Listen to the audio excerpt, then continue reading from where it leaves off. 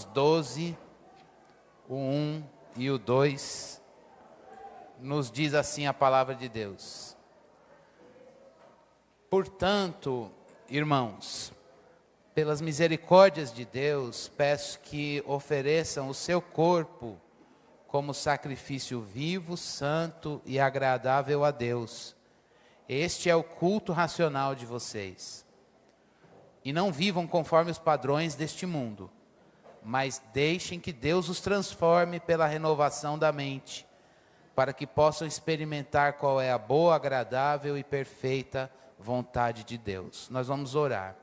Você vai ver que na programação estava até o versículo 8, mas eu vou juntar na semana que vem serviço e caráter.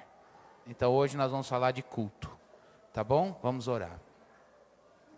Deus, nós estamos aqui para te servir, para render, ó Deus, prestar um culto ao Senhor. A nossa vida toda é para cultuar o Senhor. Esse é o sentido da nossa vida, quando a gente cultua o Senhor. A gente, Senhor Deus, encontra a razão para a qual nós fomos criados, para te honrar, para fazer as coisas que o Senhor nos deu capacidade de fazer, Senhor Deus, mas tudo para a glória do Senhor. Deus, se há algo em nós que não te glorifica, Deus, nós colocamos diante de Ti, para que o Senhor nos mostre nesse momento de meditação da Tua palavra. Se há algo em nós que não está a serviço do Senhor, da Sua glória, como a gente cantou, ao Senhor a glória, pelos séculos dos séculos. Senhor, nós pedimos que o Senhor faça os ajustes. O Senhor está aqui. O Senhor está no nosso meio, Deus. Nós nos reunimos aqui no nome de Jesus e a Tua presença é real nesse ajuntamento. O Senhor se derrama nesse ajuntamento. E é por isso, Senhor Deus, que quando o Senhor se derrama, a Tua voz é ouvida. E uma vez que a Tua voz é ouvida, Senhor, ela opera o que te apraz, como diz o livro de Isaías 55. E prospera naquilo para o que o Senhor enviou a Sua palavra. Deus, o Senhor hoje quer nos ensinar uma maneira de viver, uma maneira cultica de viver. E nós pedimos, ó Deus, que este alvo, este desejo, esse objetivo da palavra, encontre vida, fertilidade nos nossos corações. Nós queremos cultuar o Senhor com a vida. É a nossa oração, Senhor Deus, que o Teu Espírito haja em nós, Senhor Deus, e a gente seja transformado, edificado, Senhor. E a gente saia daqui, Senhor Deus, transbordante da Tua voz e da Tua presença. Em nome de Jesus nós oramos e te agradecemos. Amém. Irmãos, como eu disse, o tema de hoje é um novo padrão de vida. E Paulo dá as bases aqui para esse novo padrão de vida. Quando ele começa dizendo, portanto, ou não sei como é que está a conjunção na sua versão aí, esse portanto não é tão simples assim, é à luz de tudo que ele falou até o capítulo 11. E o que ele disse até o capítulo 11? Mostra a nossa história, da queda até aquilo que nós vamos viver ainda na glória final. De uma vez alcançados com justificação, passando hoje ainda no processo da santificação, Deus aperfeiçoando a vida de Jesus em você, aperfeiçoando a vida de Jesus em mim, até que um dia nós teremos um corpo, como o corpo da ressurreição de Jesus, e estaremos com Ele no novo céu e na nova terra, com um corpo de glória, glória final. Enquanto este dia não chega da glória final, nós temos uma esperança de que isso vai acontecer. porque já é realidade na vida de Jesus. Jesus morreu, ressuscitou, está assunto aos céus em glória, e tudo que ele viveu, o Espírito Santo colocou, selou em nós para a redenção. Jesus é a nossa garantia, e a gente sabe que Jesus não só morreu, a gente sabe que Jesus não só ressuscitou, a gente sabe que Jesus morreu, viveu, morreu, ressuscitou, foi para os céus e enviou seu Espírito que sela na vida do crente tudo aquilo que Jesus Cristo é e tudo aquilo que Jesus Cristo fez. Portanto, diante de uma obra santa, maravilhosa, de pegar pecador e justificá-lo, santificá-lo e glorificá-lo com base na obra que ele mesmo fez, o que é que nos cabe hoje? Olhar o que Paulo fala agora, de que nós podemos viver uma vida com um novo padrão, que não é você melhorado, já disse isso. Não é você numa versão menos pior, mas é Jesus em você, Jesus em mim, Jesus em cada um de nós.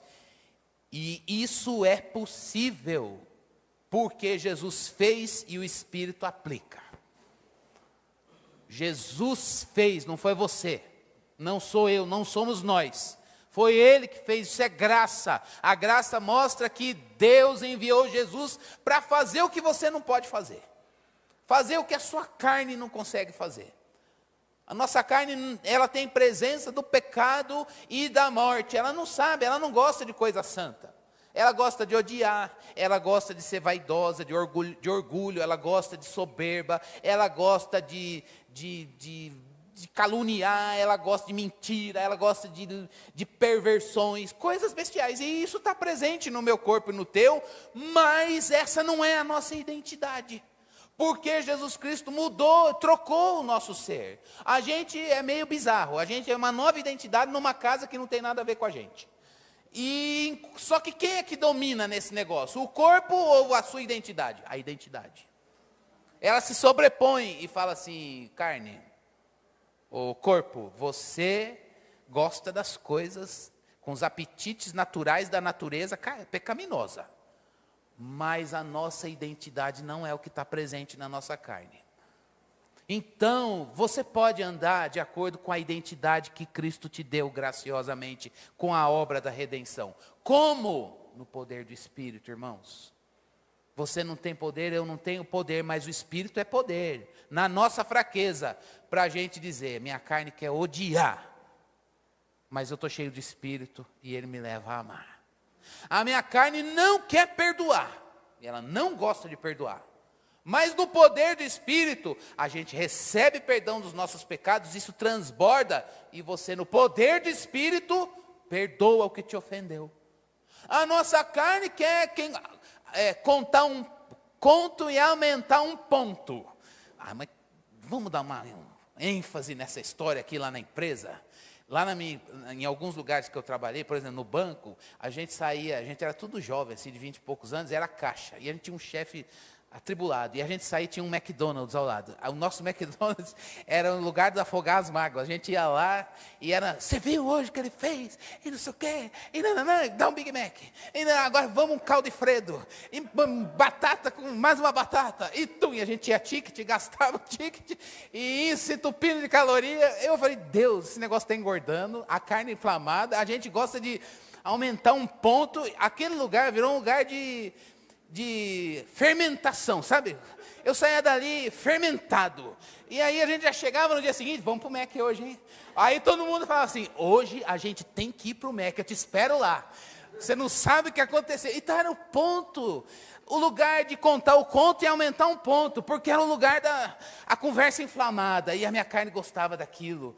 Mas gostava, eu lembro de um dia, cara, na época que a gente tinha celular de flip, isso custava assim... quando veio, custava muito, muito, né? E eu paguei o meu em 10 vezes. E eu estava na terceira parcela, eu estava com tanta raiva naquele dia, mas com tanta raiva que eu peguei o celular no flip, era aquele negócio que você joga o lixo, né? As caixinhas do Big Mac, de não sei o que lá. E aí eu pus o celular lá dentro e joguei o celular. Quando eu estava no metrô, eu falei: cadê o celular? Aí eu falei, meu Deus, foi pro lixo. Aí eu falei, voltei, falei, moço, eu preciso vasculhar o lixo aí, porque tem um celular de flip. Eu estou na terceira parcela, pelo amor de Deus. Senão, vocês não... Estava lá o lixo ainda, tinha passado uma meia hora. Ao ponto, olha o que é isso, a nossa carne gosta disso, irmãos. Daquele ajuntamento de fofoquinha, você também, minha tese encontrou a razão na tua e deu match. E aí, irmãos, isso não é mais a nossa identidade. A nossa identidade é essa conversa está fermentando o pecado. O Espírito Santo faz, acho que ele leva a gente, vamos levar isso aqui para o altar e para a cruz. E não deixar essa conversa nos deixar mais inflamados do que a gente já está. Esse é um exemplo. Agora a gente vive essa realidade díspare no nosso corpo. Só que não é bem e mal, irmãos. É onde abundou o pecado, superabundou a graça. Entende isso? Não é, Deus de um lado e o diabo da carne. É uma luta, é um desajuste.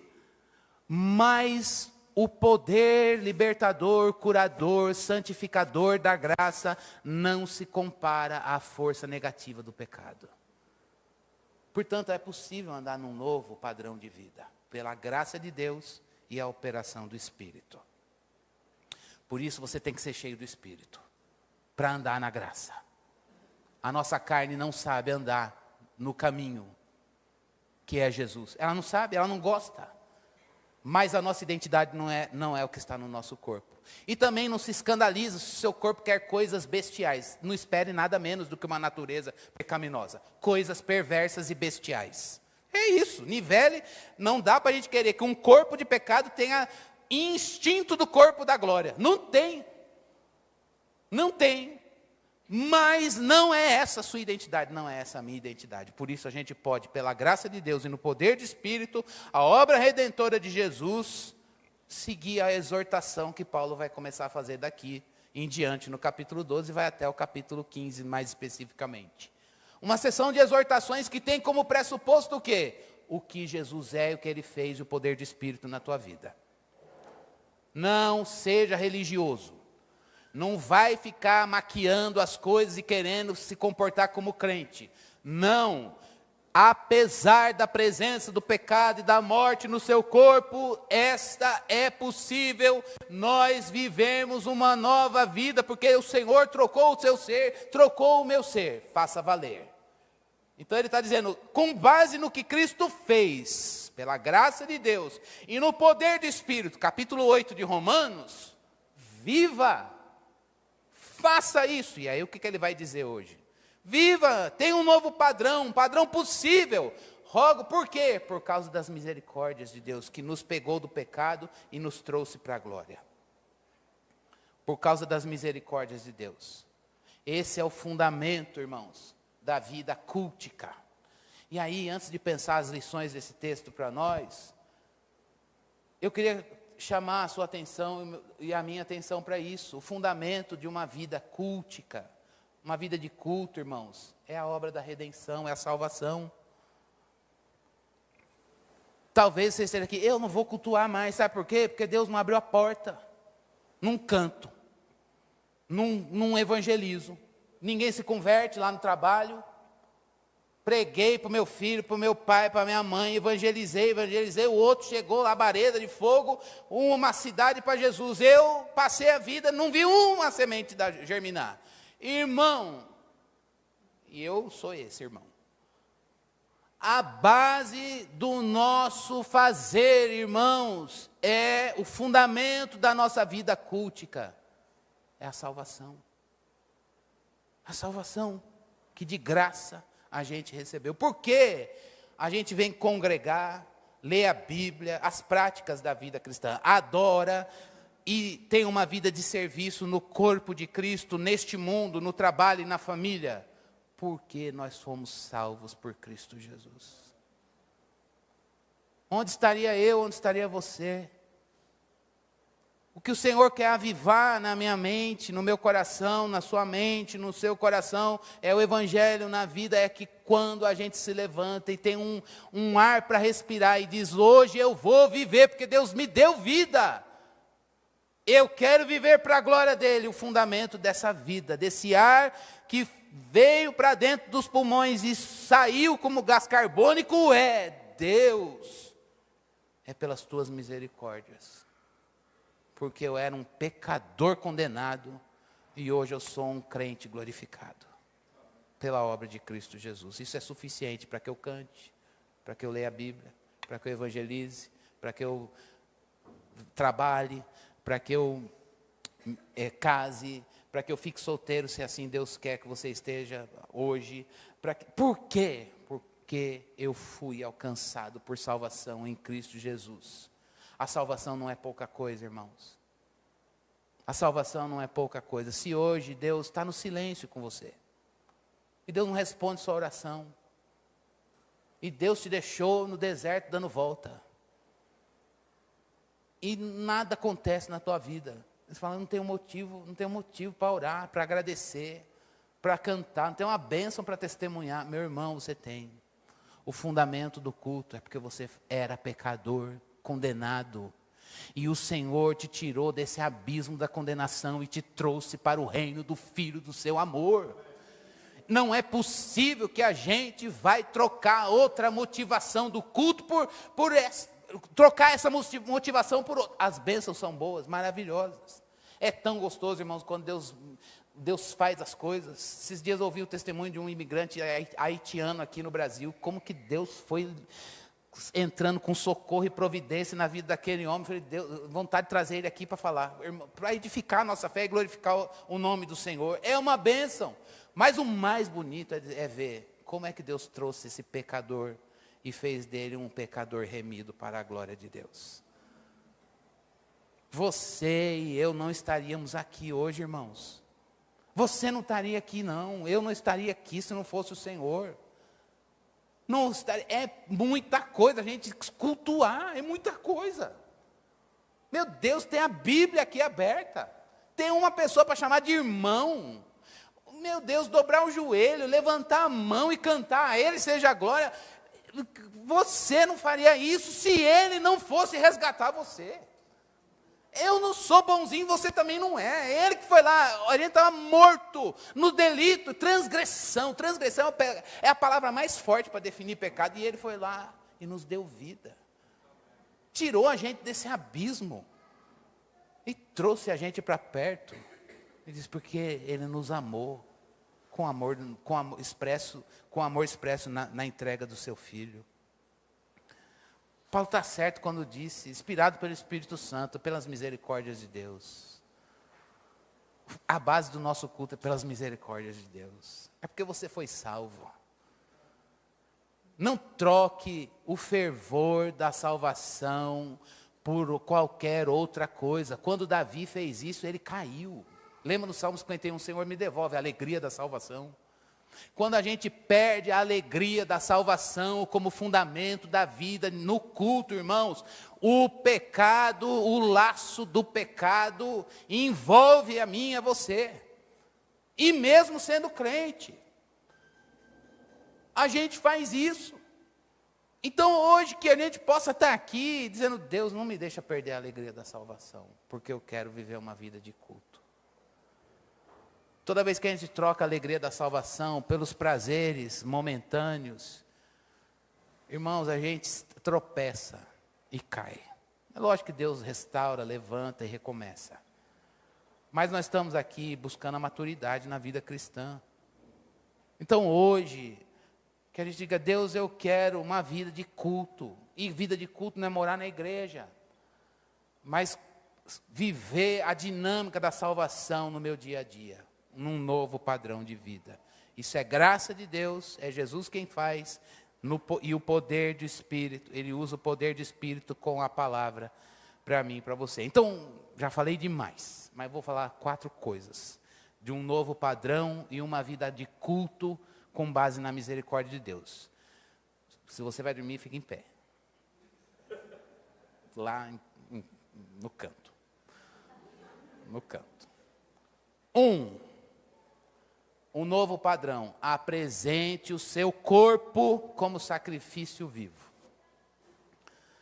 Irmãos, você não só tem um corpo, mas você tem uma existência corpórea. Estão entendendo isso? Talvez você diga assim, eu quando era criança achava, morreu.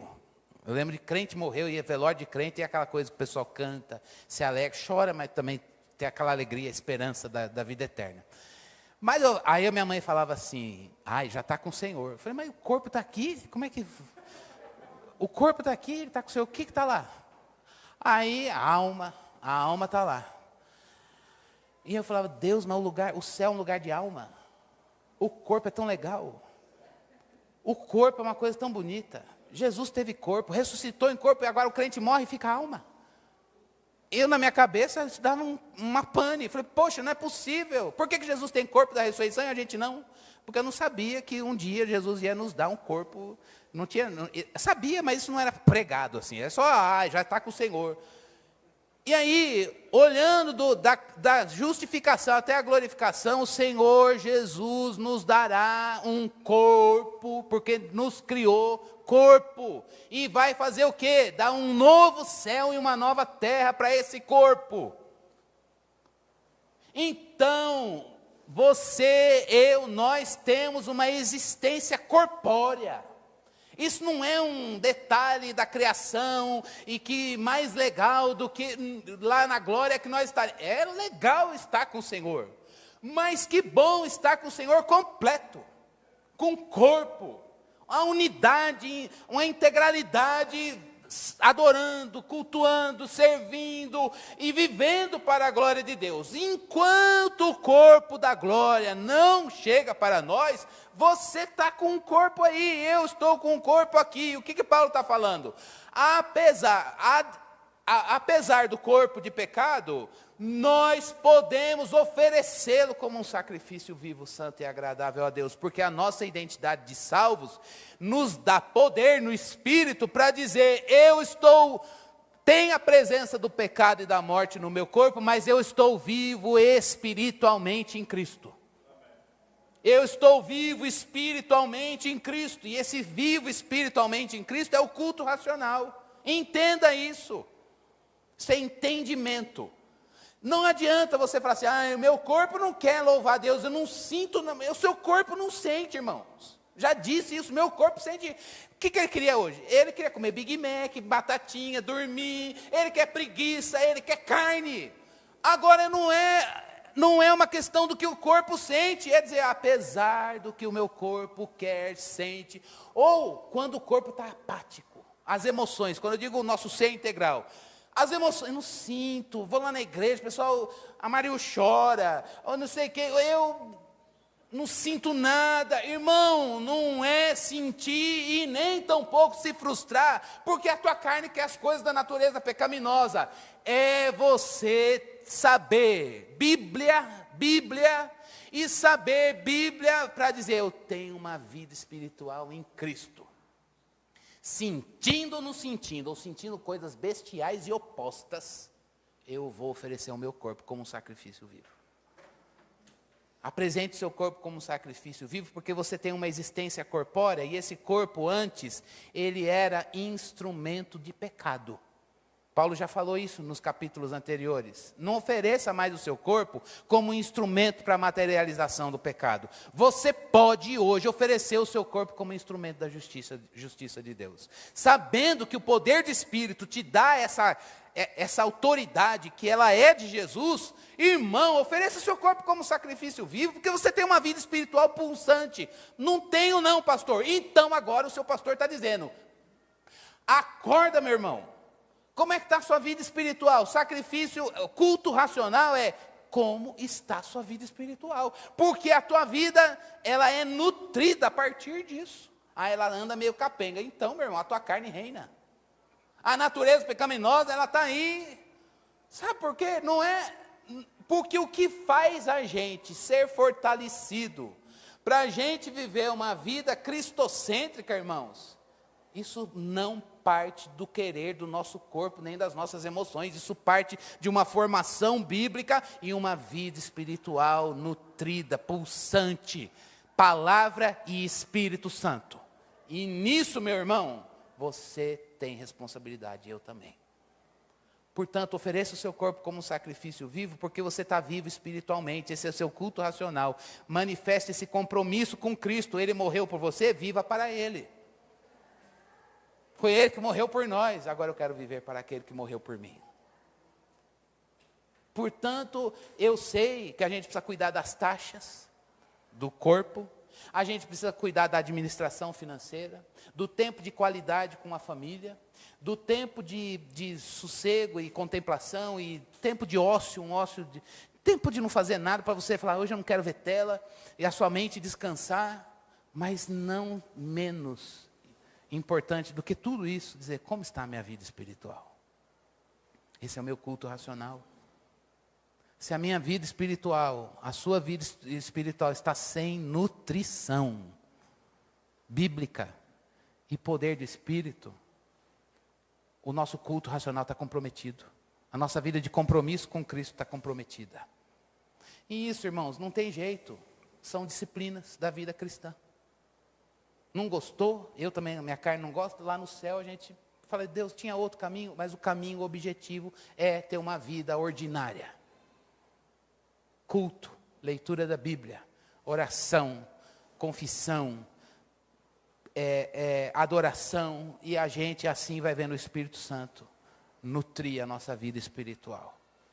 Porque você pode oferecer o seu corpo não como instrumento de pecado, mas como instrumento de justiça, da justiça de Deus revelada em Cristo Jesus, porque a palavra está em você e o Espírito Santo habita na tua vida. Agora, se você não busca uma vida cheia do Espírito, isso precisa ser buscado, irmãos. Isso precisa ser buscado. Como? Com oração. O Espírito Santo me enche. O que eu estou pedindo, pastor? Para ter uma experiência de êxtase, se ele quiser dar, deixa ele dar. É uma bênção, viu? Mas não é essa a vida ordinária. Isso é momento soberano que ele vem quando quer. E quando ele vem, marca. É muito gostoso. Mas o Espírito Santo é poder para o dia a dia, irmãos. É poder para o dia a dia. E ele faz esses inputs de êxtase, às vezes, se ele quer fazer, porque ele quer dar aquele up na rotina, na vida ordinária. A vida ordinária não precisa ser uma pobreza. A vida ordinária pode ser plena, plenamente satisfeita. Busque o poder do Espírito. O Espírito põe Jesus em você. Imagina Jesus na sua vida. Meu Deus do céu. É uma bênção, irmãos, quando você passa pela prova e termina a prova, fala, Jesus está mais aqui. Ele conquistou mais meu coração. Eu sou um homem mais consagrado para Ele. Eu vivo mais para Ele, menos para mim. Eu não tenho medo da presença dEle. E nem tenho vergonha das coisas bestiais que estão na minha carne, porque eu não sou moralista. Igreja não é lugar de gente moralista, igreja é lugar de gente quebrantada. Que chora os pecados diante de Deus. Que vai a Ele sem peso, sem remorso, sem culpa, e diz, Deus, eu quero mais Jesus, mais de Jesus aqui. Ele te deu uma vida espiritual pulsante. Uma vida espiritual pulsante. Esse é o seu culto racional. E isso se sobrepõe à natureza pecaminosa que nós temos que lidar diariamente. É a nutrição espiritual, irmãos. Segunda coisa, não se amolde ao mundo. Ela é consequência de você oferecer a sua existência corpórea como instrumento da justiça de Deus. Não se amolde ao mundo. Tomar forma do mundo aqui, é o que Paulo quer dizer? É uma decisão diária de se afastar do espírito da nossa época. É uma decisão diária de se afastar do espírito da nossa época, da era presente. E uma decisão diária de se alinhar com a era vindoura, com o céu. É uma decisão diária. Como é isso? Irmãos, isso é uma questão objetiva. Qual é o espírito da nossa época? Sabe o que é o espírito da nossa época? É o que está circulando na nossa geração. Aí isso aí deixa para o pessoal que é inteligente, que teólogo. Não. Isso é para Jesus, isso é para crente. Isso é para crente. Crente tem que olhar e dizer, eita, você não tem Deus não. Ontem rolou uma batalha de pai e filho lá em casa, estava eu e o Pedro, e ele, começou a assistir um negócio, Pedro, vamos assistir, por que você vai assistir esse desenho aí? Porque eu já tinha assistido, eu bati o olho e falei, já vi o espírito da época ali. Mas eu falei, não vou falar, desliga. Falei, vamos, pai, não, ele já chegou assim, pai, não tem erro nenhum aqui. Eu falei, tem. Sabe onde não tem erro? Na Bíblia. O resto, meu amigo, tudo tem erro. Aí, só que eu falei, aí minha ira já... Aí eu falei, Pedro, eu vejo, assisto, escuto, leio coisas que tem erro. Só que, graças a Deus, a Bíblia está me ensinando a ver o erro. E aí eu decido se o erro dá para eu continuar ou se é melhor eu parar, porque está me fazendo errar. O que eu quero te ensinar é isso. Ele falou, eu não quero aprender isso. Eu quero assistir e eu quero que você confie em mim, pai. Não tem erro nenhum. Olha como, irmãos, olha como é o filtro, sem filtro do pecado, né? Sem filtro social, é instinto rolando. E eu falei, agora assim, eu estou pedindo, desliga isso daí. Ou vamos assistir juntos. Não quero que você assista. Porque é lógico, vai ter apologética ali, vai falar isso aqui, aquilo ali. Não quer, então você vai desligar. Aí, pronto, o diabo manifestou. Aí, era grito, você é um... Um dia você vai me agradecer, porque eu quis te ensinar a olhar todas as coisas e ver onde tem erro e decidir o que você vai fazer com aquilo que está errado. Não sou eu, não estou proibindo nada. Eu estou dizendo que você vai ver coisas erradas na vida e você precisa aprender a ver. Vai para o teu quarto, vai pensar, deita aí no chão, faz alguma coisa, sei lá. Mas vê isso daqui. Sem espírito crítico não vai ver. Eu não estou mandando não ver, eu estou mandando ver com espírito crítico. Ou quer assim ou não quer. Meia hora depois, de muitas afrontas e físicas e gritaria e nananã, tá bom, me desculpa porque eu gritei, me desculpa por causa disso, vamos ver juntos. Aí eu confesso que eu não queria ver. Eu já estava tão vazio do espírito, eu não quero ver, mas vamos ver. Vamos ver. Irmãos, não é fácil. Não é fácil, irmãos. Você fazer isso com ele ou fazer isso com você mesmo. Deixa eu ver o que tem aqui que não é espírito da época. Eu sei que a gente é alfabetizado de relacionamentos pelas séries, pelos produtos culturais. Não é verdade? Eu fui muito alfabetizado por Disney, irmãos. Meu Deus do céu, eu achava que casamento era Disney. Não é. Eu fui alfabetizado por um monte de coisa da cultura e está tudo certo, porque a gente não vive alienado do mundo. Mas eu e você precisamos saber o que a gente faz com essas coisas. Você vai dar status de Bíblia para tudo isso? Você vai viver realidade paralela. Então, a gente precisa olhar isso para a gente, com os nossos filhos. Não é alienar, mas ao mesmo tempo cara, eu tenho uma decisão diária. Eu não entendo carreira como o mundo me mostra. Eu não entendo a dinâmica do ganho financeiro como o mundo me mostra. Eu não acho que segredo do sucesso é isso e aquilo. Tudo bem ter primeiro milhão antes dos 30, mas se não teve, o que é errado isso? Não é. Mas às vezes a gente se vê frustrado, amargurado, triste, ou em lutas e despendendo esforço em coisas que vieram do espírito da época, e não da palavra. E isso, irmãos, é obrigação do crente, porque a Bíblia está dada, está aí, a palavra está junto de você, na tua boca e no teu coração. O que é que você faz com ela? Escuta o sermão. Sermão é para entender Bíblia. Para quê? Para você discernir o espírito da época. O espírito da época fala de casamento, de família, de culto ao corpo, fala de administração do dinheiro, fala de carreira, fala de padrão de vida, fala de vestimenta, fala de tudo. De tudo.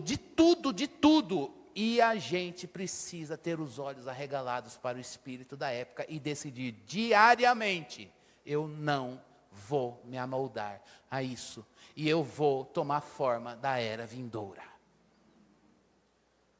Você precisa saber. É a santificação do coração num compromisso total do ser. Isso é culto. É uma decisão diária e isso é uma questão objetiva. Como é que a gente faz isso? Paulo diz: renove sua mente. Não se amolde. Como? Renove sua mente. Como que renova a mente? É um ato contínuo com a palavra. Ah, não gosto da palavra. Então, vamos voltar a uma coisa de ser crente. Deus se revelou em Bíblia, em texto, em palavra. Se você não gosta da palavra, então você precisa arrumar alguma coisa, irmão. Algum fio está escapado na tua vida espiritual. Não, eu não gosto de Bíblia, eu não gosto de ler. Então escuta. Ah, não tenho paciência para escutar. Assiste sermão. Aí no sermão, o meu celular me tira do prumo, põe ele na bolsa. Ai, mas eu divago, eu não sei. Irmão, ora. Deus sabe fazer você crescer na palavra. Irmãos, eu vim de uma igreja de leigos. Eu vim de uma igreja de leigos que acesso a estudo teológico era uma questão de desafio financeiro e social. A gente sentia falta, irmãos. Sentia falta. Eu sentia falta. Eu falei, meu Deus, deve ter mais coisa na palavra. Não é estudo teológico para entrar numa erudição. Não, é saber para viver. Saber para viver. Renova a tua mente na palavra. É um ato contínuo com a palavra. Renovar continuamente a mente em Deus. Para ter pensamentos na palavra. Os pensamentos não podem só estar no espírito da época. Eles precisam ter o parâmetro da palavra. Ah, mas eu escuto e às vezes eu falo, acho que no século 21, não vai ter jeito. Eu não disse no encontro dos pais aquela vez, eu acho que criança, adolescente do século 21, como é que eles lidam com a autoridade? Eles não são, eu me sinto lá em casa falando, Deus, os filmes vão retirar tudo que eu estou falando. Mas olha, ontem eu falei, Deus instituiu a autoridade é uma bênção. Aí eu falei, eu sei que o filme vai falar o contrário, a música vai falar o contrário, os amigos da escola vão falar o contrário, às vezes a escola vai falar o contrário, mas eu vou falar. Deus coloca autoridade, que a autoridade protege, dá limite, ama, ensina. Está ali olhando coisas que a gente não tem capacidade de ver, cercando daqui, de lá e de acolá. Um dia você vai entender, Pedro. Enquanto você não entende, fica com a tese. Eu sou autoridade, não, desliga esse negócio. E acabou. E um dia isso vai fazer sentido. E às vezes eu fico pensando, meu Deus, será que uma criança, adolescente do século 21, estou usando um exemplo, se rende à verdade da palavra? Irmãos, se rende. Ou a gente crê que isso aqui é a verdade, que foi escrita, dá conta do homem em qualquer época e em qualquer lugar, e a gente vai anunciar, e vai viver, e vai introjetar a palavra, e vai dizer, eu não nego a palavra, mas o diabo fala, isso aqui é mentira. No século 21, criança não se submete à autoridade de jeito nenhum, pois a palavra fala, toda a autoridade foi instituída por Deus.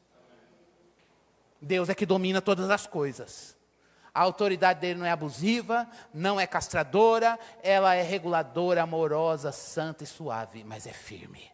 E a gente precisa disso, eu estou usando isso como exemplo. Renove sua mente na palavra. E aí, irmãos, eu quero dizer uma coisa de uma vez por todas para você.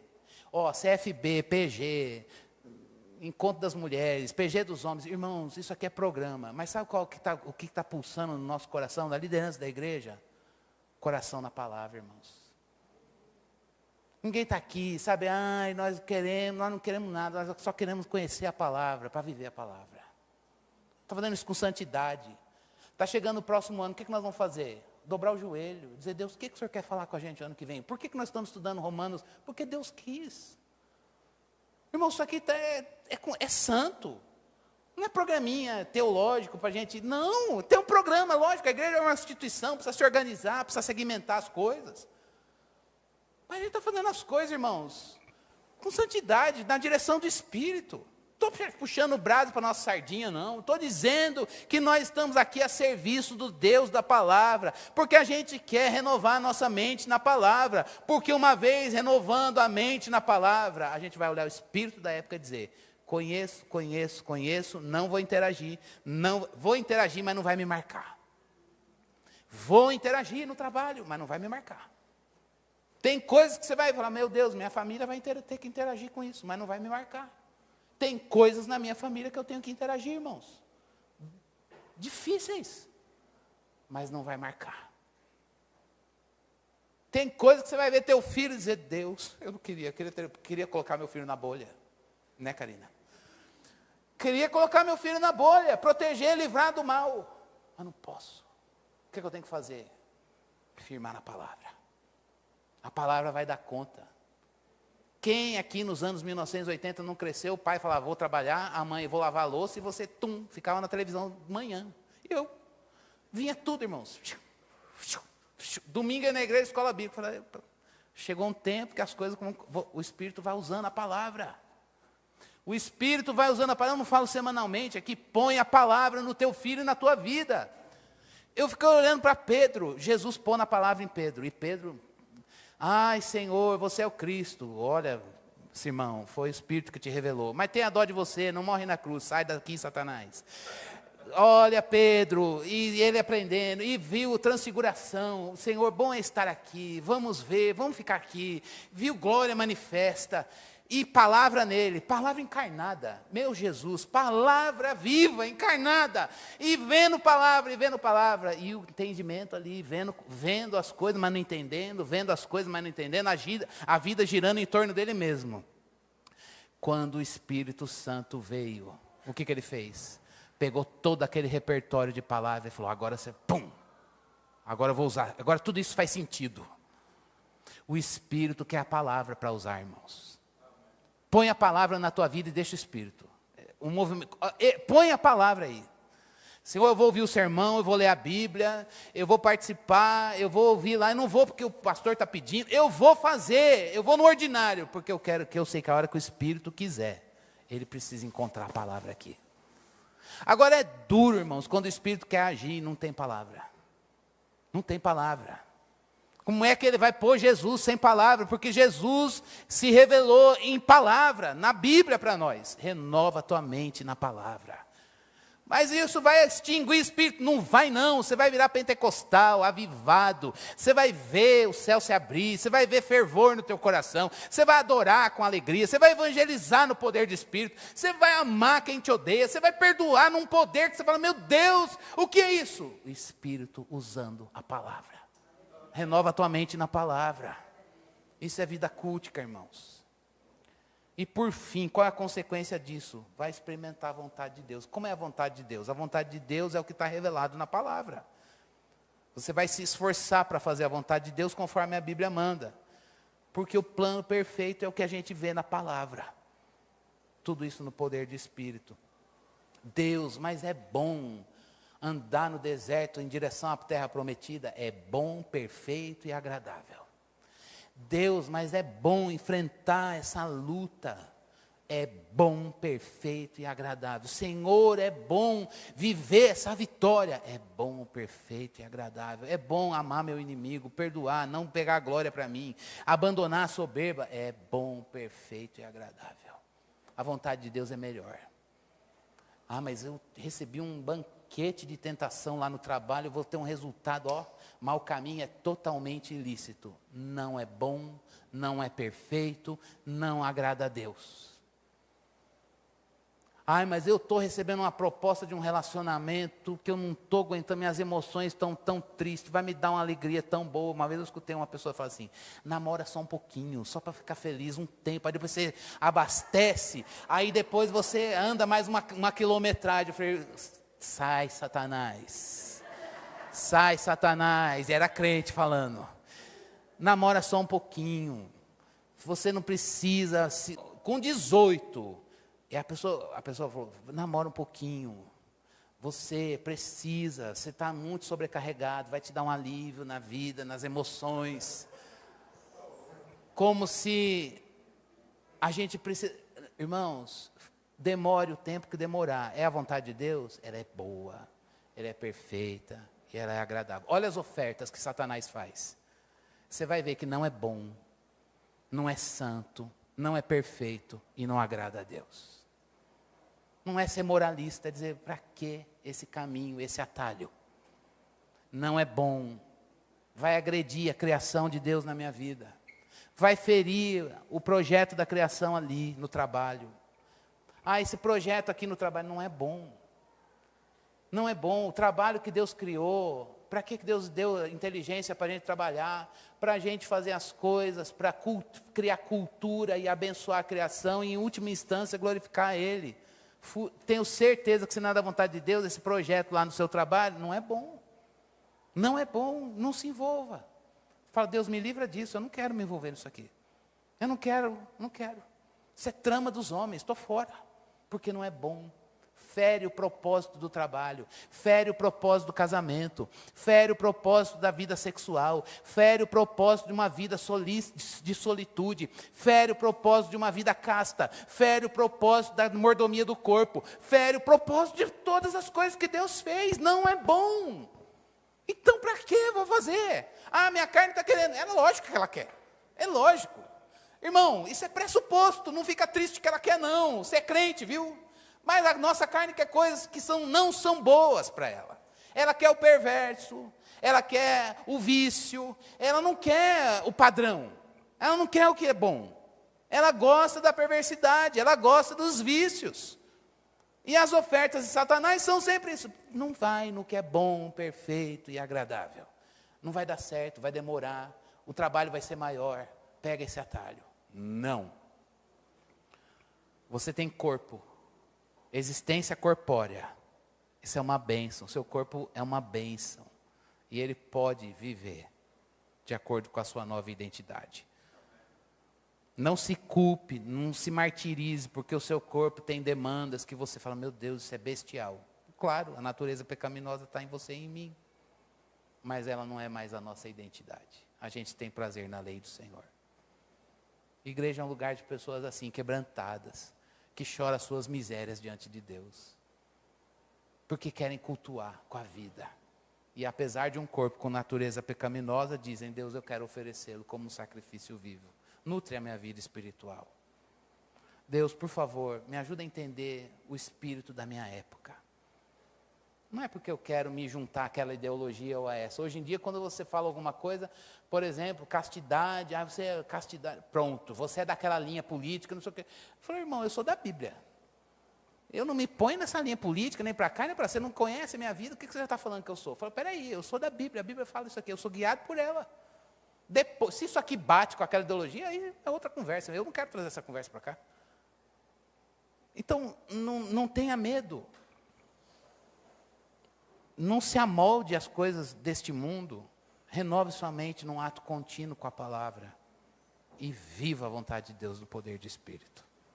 Vamos clamar esse poder para viver isso aqui? Porque a gente não consegue produzir esse culto. O culto é espiritual. Espiritual no sentido que é o Espírito Santo que nos enche para que a gente cultue. Ele não é na carne. Mas quando ele é no Espírito, irmãos, e é possível ser cheio do Espírito para cultuar, é uma bênção. Acaba o culto e a gente vive num culto contínuo. A gente leva esse enchimento do Espírito daqui para segunda-feira. O que é que vai estar lá na sua segunda? Boleto para pagar? Essa é a última semana do mês, hein? A primeira, é uma luta, né? Ou diagnósticos, todo mundo sabe que a gente tem que lidar? Sim. Trama dos homens lá no trabalho, o que é que tem? Ou aquele funcionário ruim que está ali do teu lado, aquele companheiro lá na empresa. Enfim. O que é que você vai ter que enfrentar? Mas vai em culto, cheio do Espírito. O Espírito Santo, ele se move no templo, e o templo é você, pedra viva, cheia do Espírito. Vamos orar? Vamos orar. Irmãos, a oração depois da palavra não é protocolo, é parte da liturgia. É o momento do apelo, é o momento do compromisso, é o momento do recalcular a rota, é o momento da decisão. O que eu vou fazer na vida com essa palavra? O que é que você vai fazer? Onde você vai colocar essa palavra? Onde que eu vou colocar essa palavra? Onde que a gente vai pôr a palavra? O que a gente tem que eliminar hoje? Não, segunda-feira é decisão objetiva. Pum! O que eu vou assumir? Qual é o compromisso? Confiando só no Senhor. Mas é o momento de orar. Deus, nós estamos diante do Senhor e nós queremos fazer valer a Tua palavra. Fazer valer a Tua palavra. Tua palavra é o que pauta o caminho do culto, Deus. A palavra e o Espírito. Senhor Deus, nós queremos viver para a Tua glória, nós cantamos isso. O Deus que nos fortalece, nos fundamenta, nos aperfeiçoa. Em última instância, toda essa obra, é a Ele seja a glória, pelos séculos dos séculos. Senhor, nós queremos pedir que a Tua glória se veja no templo. Nós somos o templo. E que nesse templo haja culto contínuo. Que haja culto contínuo, Senhor Deus, adoração verdadeira, rendição total ao Senhor. Senhor Deus, é pelas Tuas misericórdias, o fundamento do nosso culto, a base do nosso culto, é a obra redentora, é a obra da salvação. Restitui-nos a alegria da salvação, como Davi orou. Dá-nos a alegria da salvação novamente, Senhor. Nos livra, Senhor Deus, de um coração, Senhor Deus, apático à obra da salvação.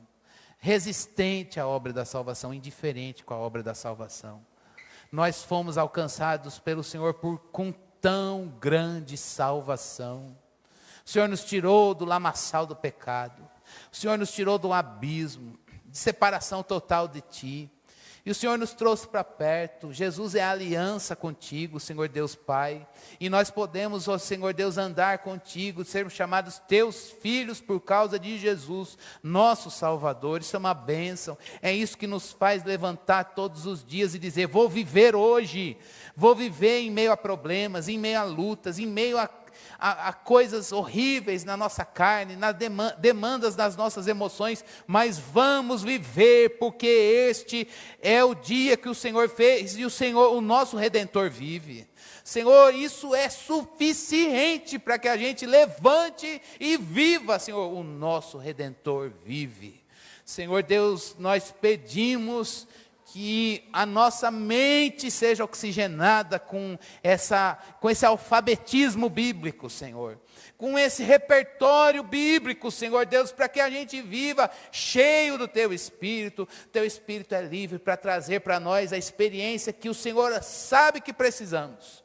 Deus, nós somos do Senhor e tudo que é do Teu Espírito nós queremos. Porque toda a obra do Teu Espírito é por Jesus em nós. E o que nós mais queremos é que Cristo cresça e a gente diminua, Senhor. Por isso, Deus, não deixe que essa palavra se perca. Porque é Tua palavra. Mas que ela seja, Senhor Deus, instrumento Teu para nos avivar.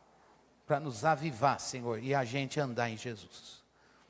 Nós pedimos a Tua bênção sobre esta igreja, sobre nós, Teu povo, em nome de Jesus. Amém.